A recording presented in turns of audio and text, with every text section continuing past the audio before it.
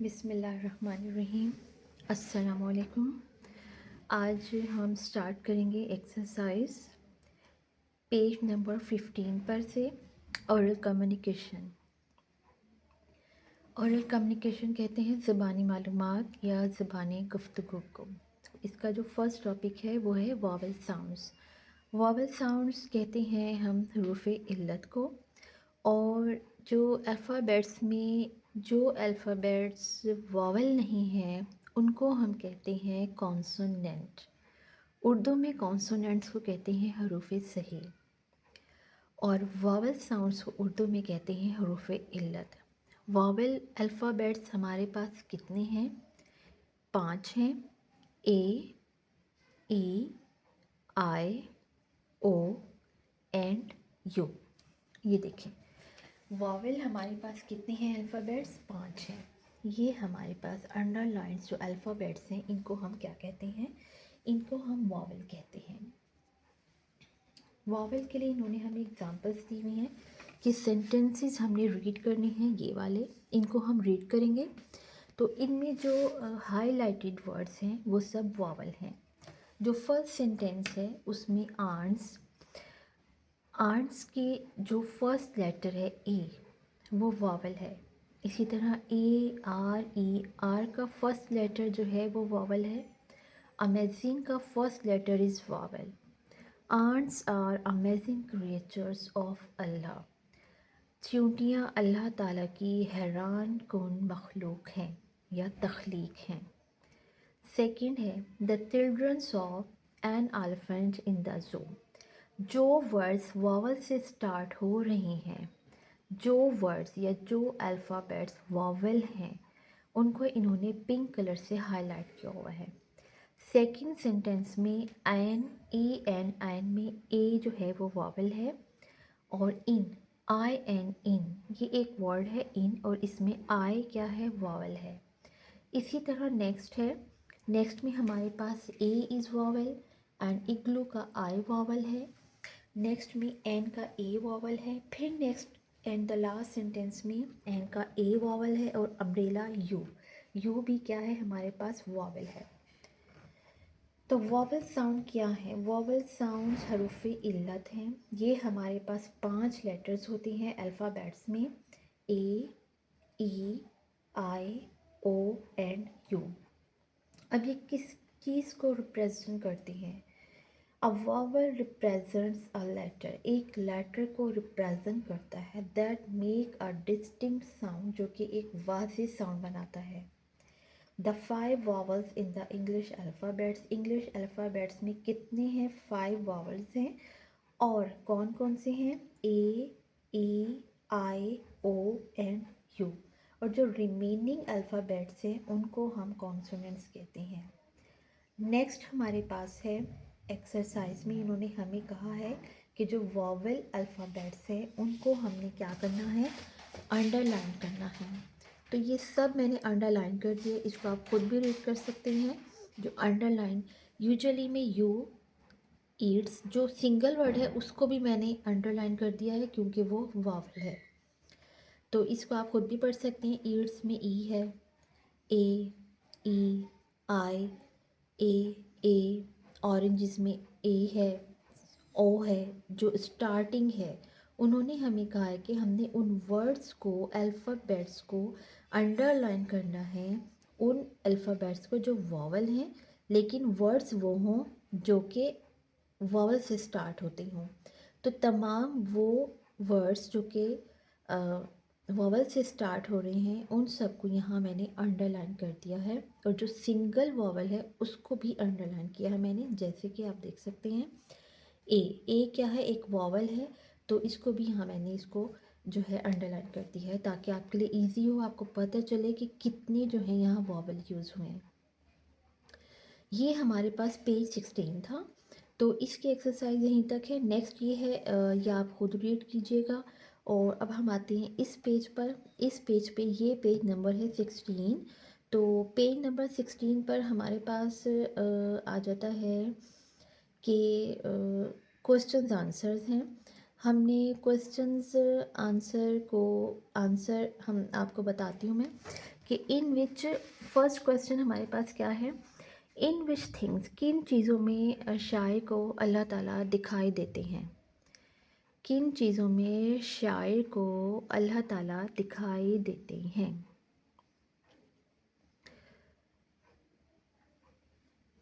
In stars, in trees and in the blooming flowers. شاعر کو اللہ تعالیٰ کہاں دکھائی دیتے ہیں، کہاں دیکھتے ہیں؟ The poet see Allah in stars, in trees and in the blooming flowers. یعنی کہ فلاورس میں بھی شاعر جو ہے وہ اللہ تعالیٰ کو دیکھتا ہے. When does the poet feel the presence of Allah? When does، کب شاعر جو ہے وہ فیل کرتا ہے اللہ تعالیٰ کی موجودگی کو؟ اس سیکنڈ کا آنسر ہمارے پاس یہ ہے، the poet feel the presence of Allah when he need a lot of care. The poet feel the presence of Allah, شاعر محسوس کرتا ہے اللہ تعالیٰ کی موجودگی کو جب اس کو کیا ہوتی ہے، when he need a lot of care, جب اس کو بہت زیادہ ضرورت ہوتی ہے. یہ سیکنڈ کا آنسر ہے. اب تھرڈ ہمارے پاس ہے، why does the poet want more love from Allah. کیوں کرتا ہے پوئٹ، کیوں چاہتا ہے کہ اللہ تعالیٰ جو ہے وہ اس سے زیادہ محبت کریں؟ کیوں؟ اس لیے چاہتا ہے، the poet want more love from Allah to enlighten her heart, کہ تاکہ اللہ تعالیٰ کیا کریں، اس کے دل کو مزید منور کر دیں.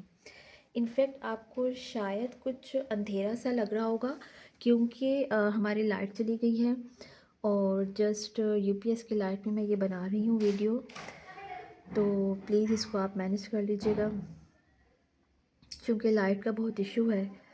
تو لائٹ کی وجہ سے بہت لیٹ ویڈیو بنتی ہے کیونکہ روشنی نہیں ہوتی زیادہ. نیکسٹ ہمارے پاس کیا ہے؟ اچھا، فرسٹ کا آنسر میں آپ کو پھر بتا دیتی ہوں کہ فرسٹ کا آنسر یہ ہے، اور سیکنڈ کا آنسر یہاں ہے، اور تھرڈ کا آنسر یہ ہے. اب یہ ہمارے پاس جو ہے ایک اسٹوری ہے شیر اور چوہا کی. ایک لائن ہے اور ایک ماؤس ہے، جو کہ بچے عموماً اپنی گرامرس میں پڑھتے رہے ہیں، پچھلے کلاسز میں پڑھتے رہے ہیں کہ ایک شیر ہوتا ہے. میں ریڈ کر دیتی ہوں اس کو، کہ ایک مرتبہ ایک شیر جنگل میں سو رہا تھا. اچانک ایک چوہا آیا اور اس کے جسم پر چڑھ گیا. شیر کو غصہ آیا، وہ ڈسٹرب ہوا اور وہ اپنی نیند سے اٹھ گیا. شیر نے غصے سے چھوٹے سے چوہے کو پکڑا. چوہے نے اس سے کیا کیا؟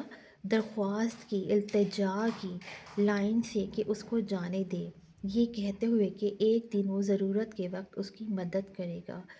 شیر ہنسا چوہے کے اوپر اور اسے جانے دیا. ایک دن ایک شکاری آیا اور اس نے اپنا نیٹ لائن کو پکڑنے کے لیے اس پر پھیلا دیا. شیر نے دیکھا کہ did not see that net. شیر نے نیٹ کو نہیں دیکھا and got stuck in it، اور اس میں وہ اکٹھا ہو گیا، مینس کہ وہ اسٹک ہو گیا، اس میں بند ہو گیا.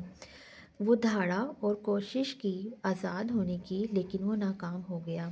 چوہے نے جب لائن کی گرجنے کی آواز سنی، اس کے دھاڑنے کی آواز سنی، تو وہ وہاں پر آیا اور اس نے اپنے نوکیلے دانتوں سے کیا کیا؟